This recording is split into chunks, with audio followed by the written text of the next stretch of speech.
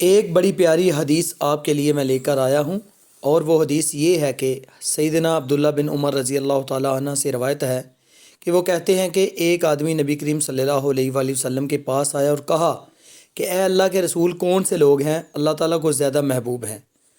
اور کون سے اعمال اللہ تعالیٰ کو زیادہ پسند ہیں؟ تو رسول نے فرمایا وہ لوگ اللہ تعالیٰ کو زیادہ محبوب ہیں جو دوسرے لوگوں کے لیے زیادہ فائدہ مند ہیں، اور اللہ تعالیٰ کے ہاں سب سے زیادہ پسندیدہ اعمال یہ ہے کہ مسلمان کا اپنے بھائی کو خوش کرنا، اس سے کوئی تکلیف دور کرنا، اس کا قرض چکانا اور اسے کھانا کھلانا۔ مجھے کسی بھائی کی ضرورت پوری کرنے کے لیے اس کے ساتھ چلنا اس مسجد نبی میں ایک مہینہ اعتکاف کرنے سے زیادہ محبوب ہے۔